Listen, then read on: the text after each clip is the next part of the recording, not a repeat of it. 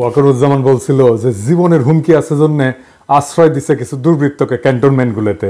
আজ আইএসপিআর থেকে জানানো হয়েছে যে জীবন বিপন্ন 24 জন রাজনৈতিক ব্যক্তিত্ব, 5 জন বিচারক, 19 জন অসামরিক প্রশাসনের কর্মকর্তা, 28 জন পুলিশ অফিসার, 487 জন পুলিশের বিভিন্ন পর্যায়ের সদস্য, বিভিন্ন পাবলিক বিশ্ববিদ্যালয়ের কর্মকর্তা সহ বিবিধ 12 জন এবং 51 জন পরিবার পরিজন সহ মানে স্ত্রী এবং শিশু সহ মোট 626 জনকে বিভিন্ন সেনানিবাসে আশ্রয় প্রদান করা হয়। আবার পরিস্থিতি উন্নতি হইলে 615 জন স্ব উদ্যোগে সেনানিবাস ত্যাগ করে। আবার ওই বিজ্ঞপ্তিতে বলা আছে যে আশ্রয় প্রদানকৃত ব্যক্তিদের মধ্যে এখন পর্যন্ত 4 জনের বিরুদ্ধে অভিযোগ অথবা মামলার ভিত্তিতে যথাযথ আইনি প্রক্রিয়া অনুসরণ করে আইন শৃঙ্খলা বাহিনীর কাছে হস্তান্তর করা হয়েছে। আমি সবার কথা বাদ দিলাম, 4 জনের বিরুদ্ধে তো অভিযোগ আছে, তাই না? বাংলাদেশ দণ্ডবিধির 1860-এর অপরাধীকে আশ্রয় দেওয়া সংক্রান্ত ধারা 212-তে স্পষ্ট করে লেখা আছে, কখনো কোনো অপরাধ সংঘটিত হইলে এরূপ কোনো ব্যক্তিকে আইনানুগ শাস্তি হইতে লুকাইবার অভিপ্রায়ে আশ্রয় দান করে বা লুকাইয়া যে রাখে, যাহাকে অপরাধী বলে জানে বা অপরাধকারী বলিয়া বিশ্বাস করিবার কারণ থাকে, তার মানে সেনাবাহিনী অপরাধীকে আশ্রয় দিছে। 626 জনকে প্রাণ রক্ষার জন্য আশ্রয় দিছে, কথাটা ভুল। যে 4 জন অপরাধীকে লুকায় রাখছিল তাদের তো আইনানুগ শাস্তি থেকে বাঁচানোর জন্য লুকায় রাখছিল সংজ্ঞা অনুসারে। এটা পরিষ্কার ফৌজদারি অপরাধ। সেনাবাহিনীকে পুরা তালিকা দিতে হবে কে কে আশ্রয় নিছিল। এই যে সেনাবাহিনী আশ্রয় দিছে, এটা কি পাবলিক মানিতে আশ্রয় দিছে? তো জনগণের টাকায় আশ্রয় দিছে, তো নিজের ওয়াকারের পকেটের টাকায় তো আশ্রয় দেয়নি, তাই না? কোন অথরিটিতে তারা ঠিক করলো যে তাদের জীবনের আশঙ্কা আছে? এটা কি প্রাতিষ্ঠানিক সিদ্ধান্ত ছিল নাকি কোনো ব্যক্তির সিদ্ধান্ত ছিল? আশ্রয় দেওয়ার পরে কেন যাইতে দিল সরকারের সাথে কথা না বলে, ক্রস চেক না করে? এটা যেতে দেওয়া যায়? আচ্ছা, এইবার একটা জরুরি প্রশ্ন। প্রতিরক্ষা মন্ত্রণালয় কার অধীনে? প্রফেসর ইউনূসের অধীনে। তো স্যার, আপনি কি জানতেন যে এই লোকগুলোকে আশ্রয় দেওয়া হয়েছে, আবার সাইডাও দেওয়া হয়েছে? যদি জানেন তাহলে আপনি অপরাধমূলক কাজের সাই দিলেন কিভাবে? এই দায় তো সেনাবাহিনীর না, এই দায় তো আপনার একার নিজের। আর যদি জানা না থাকেন তাহলে আপনাকে না জানায় সিদ্ধান্ত নেয় কিভাবে সেনাবাহিনী? তার মানে রাষ্ট্রের একটা শক্তিশালী ইনস্টিটিউটের উপরে আপনার কোনো নিয়ন্ত্রণ নাই। ক্ষমতা বুঝেন স্যার? ক্ষমতা, হ্যাঁ, ক্ষমতা কারে কয়? ক্ষমতা হচ্ছে অ্যাবসলিউট, প্রেগন্যান্সির মতো কিন্তু। হ্যাঁ, হাফ প্রেগন্যান্ট বলে কোনো কথা নাই, তাই আংশিক ক্ষমতা বলে কোনো কথা নাই। আপনার যদি সেনাবাহিনীর উপরে কোনো নিয়ন্ত্রণ না থাকে তাহলে আপনার কোনো ক্ষমতা নাই। আপনাকে না জানায় যদি করে থাকে তাহলে যারা অপরাধমূলক কাজটা করছে তাদের বরখাস্ত করেন, এই মাত্র। আপনার ক্ষমতা যে হাফ প্রেগন্যান্সি না এটা প্রমাণ করার এটাই মোক্ষম সময়। কি করবে? আপনারা ধরবে, মারবে? কিচ্ছু হবে না, আমি লিখে দিতে পারি। আপনার কেশাগ্র স্পর্শ করার ক্ষমতা নাই। আর যদি এটা না করেন তাহলে দুর্নীতিগ্রস্ত নিপীড়নের সহযোগী বা নিপীড়ক অপরাধীদের নিরাপদে রাখার এবং চলে যাওয়ার ব্যবস্থা করে দেওয়ার দায় আপনার, একান্তই আপনার। আপনাকে আমি বলছিলাম যে উপদেষ্টা পরিষদ বিপ্লবের মর্মকে ধারণ করে না। আসেন একটা এক্সাম্পল দিই। দেখেন, আপনার পাওয়ারফুল উপদেষ্টা আসিফ নজরুলের ঘরে শোভা পাচ্ছে শেখ মুজিবের ছবি। হ্যাঁ, যে শেখ মুজিবের স্ট্যাচু ভাঙা হইল সারা বাংলাদেশ জুড়ে, এমনকি ক্যান্টনমেন্টের মধ্যেও ভাঙা হইল, তাই না? সেনারাই ভাঙছে, শেখ মুজিবের ছবি নামায় ফেলছে সেনারাই, সৈনিকেরাই। আসিফ নজরুল বলতে পারে যে সংবিধান অনুসারে সে জাতির পিতা, তাহলে মুজিবের মূর্তি যারা ভাঙছে তারা সব অপরাধী সংবিধান অনুসারে। আপনি নিজে অবৈধ, কারণ তত্ত্বাবধায়ক সরকার বলে কিছু সংবিধানে নাই। আরো শুনবেন, হাসিনাটা আইন বানায় গেছে 2009-এ। আইনটার নাম হচ্ছে জাতির পিতার পরিবার সদস্যদের নিরাপত্তা আইন 2009। তো এই আইনে বলা আছে যে জাতির পিতার পরিবারের সদস্য মানে শেখ মুজিবের, মানে ওই যে সোহরাওয়ার্দীর বডিগার্ডের জীবিত 2 কন্যা শেখ হাসিনা, শেখ রেহানা এবং তাদের সন্তানাদিদের বোঝাবে। এবং 3 নম্বর ধারায় বলা আছে, এই আইনকে প্রাধান্য দিয়ে বলা আছে আপাতত জারি আছে এমন অন্য আইন যাই থাকুক না কেন এই আইন কার্যকর হবে। এবং এই আইন অনুসারে ভিআইপির জন্য যেরকম নিরাপত্তা ব্যবস্থা আছে সেরকম নিরাপত্তা সরকার জাতির পিতার পরিবার সদস্যদেরকে আজীবন সর্বস্থানে প্রদান করবে।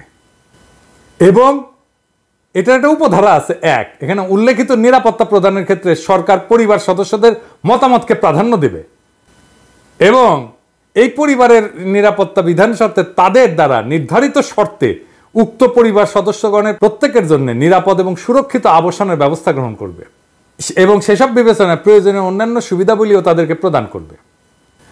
তার মানে আপনি যে সংবিধান মেনে হাসিনাকে সুরক্ষা দিতে বাধ্য, জয় আসলেও সুরক্ষা দিতে বাধ্য। এই জন্যই জয় বলে যে সে দেশে আসবে, হাসিনা বলে সে দেশে আসবে। এই যে কনফ্লিক্ট, এটাকে আপনাকে রিজলভ করতে হবে। আপনাকে সংবিধানের পথে হাঁটতে যারা প্ররোচিত, প্রলুব্ধ এবং বাধ্য করছে, তারা আপনাকে এই কনফ্লিক্টের মধ্যে রেখে দিছে।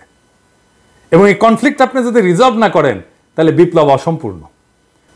মনে রাখবেন, বিপ্লব সংবিধানের চাইতে বড়, জনতা সংবিধানের চাইতে বড়। সেই জনতা আপনাকে অভিষিক্ত করছে, আপনি সংবিধানের চাইতে বড়। আপনি যা করবেন সেটাই আইন। এবং আপনাকে যারা সংবিধান মানতে বাধ্য করছে, প্রলুব্ধ করছে, প্ররোচিত করছে, তারা দেশের জনগণের সার্বভৌম আকাঙ্ক্ষার বিরুদ্ধে কাজ করছে। আমি আমার এপিসোডে শহীদদের কথা বলি মাঝে মাঝে। আজ আমি দুইজন আহতের কথা বলবো। প্রথমে হাফেজ হোসাইন, এক হাত হারায় আর এক হাত নিয়ে লড়াইয়ে নামবে, যদি আবার ডাক আসে সেটা বলতেছে এক হাত হারায়। এমন হাজারো যুবক পঙ্গু হয়েছে, তাও লড়াইয়ের মনোবল তারা কিন্তু হারায়নি। শোনেন তার মুখেই কথাটা শোনেন।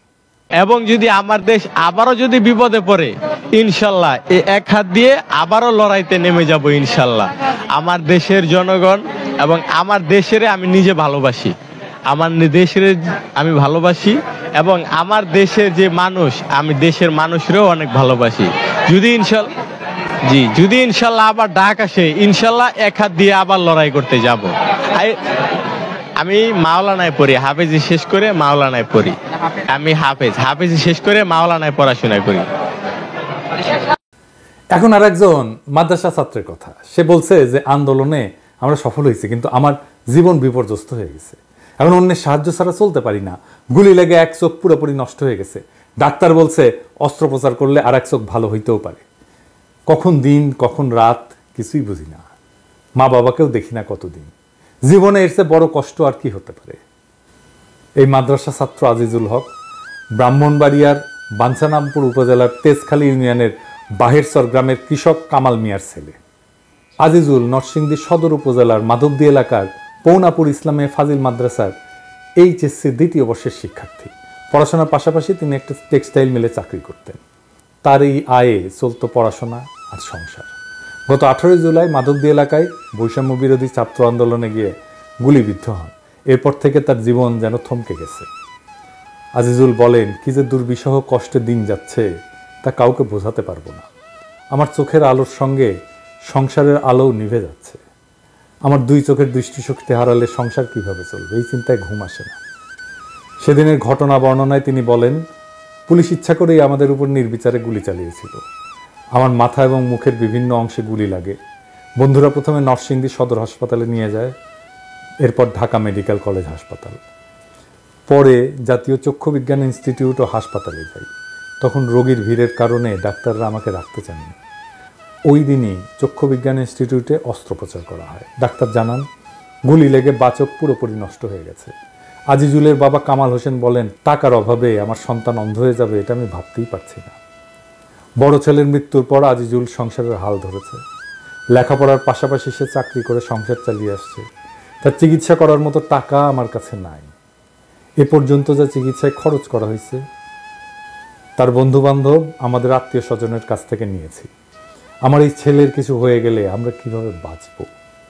আজিজুলের মতো হাজারো যুবক এই আন্দোলনের দৃষ্টিশক্তি হারিয়েছে। আর আপনার স্বাস্থ্য উপদেষ্টার আহতদের দেখতে যাওয়ার সময় হয় নাই। আহতদের একটা তালিকা পর্যন্ত করতে পারে নাই স্বাস্থ্য মন্ত্রণালয়। অনেকে চিকিৎসার জন্য হাহাকার করতেছে, টাকার অভাবে চিকিৎসা করতে পারতেছে না। এমনিতে আওয়াজ দিচ্ছে সমস্ত চিকিৎসার দায়িত্ব নিলাম। খবরের কাগজে কি লেখা হচ্ছে? কোনটা বিশ্বাস করবো? আপনার চিকিৎসার দায়িত্ব নিছেন নাকি নেন নাই? কি আর বলবো? আপনার সরকার কিন্তু অস্বাভাবিক দ্রুততায় জনপ্রিয়তা হারাইতেছে। ওদের চোখের আলো নিভে গেলেও আগামীর বাংলাদেশ আপনার চোখে দেখতে চাইছিল ওরা। ওদের শরীর পঙ্গু হয়ে গেলেও আপনার শক্তিতে উঠে দাঁড়াইতে চাইছিল ওরা। এটি বিপ্লবী সরকার। বিপ্লবী সরকার বিপ্লবের সৈনিকদের দেখভাল করে, বিপ্লবকে রক্ষা করে, বিপ্লবের মর্মকে ধারণ করে। প্রফেসর ইউনূস, আপনি কি তাদের চোখের আলো হতে পারবেন? আপনার উপরে ভর দিয়ে কি পঙ্গু যোদ্ধারা উঠে দাঁড়াতে পারবে? বাংলাদেশ কি আদৌ এই ধ্বংসস্তূপ থেকে আবার উঠে দাঁড়াতে পারবে? এটা নির্ভর করতেছে একমাত্র এবং একমাত্র আপনার উপরে। আমরা পুরা জাতি আপনার দিকেই তাকায় আছি। বিপ্লব যেন রক্ষিত হয়, বিপ্লব যেন অগ্রসর হয়, বিপ্লব যেন বেহাত হয়ে না যায়। আশা করি আমাদের সকলের আকাঙ্ক্ষা আপনি বাস্তবায়ন করবেন এবং এই সকলের আকাঙ্ক্ষা বাস্তবায়ন করার জন্য প্রথম যেই কাজটা আপনার নিরঙ্কুশ ক্ষমতা প্রতিষ্ঠিত করবেন। সারা দেশবাসী আপনার সাথেই আছে, সারা দেশবাসী আপনার সাথেই থাকবে। ইনকিলাব জিন্দাবাদ।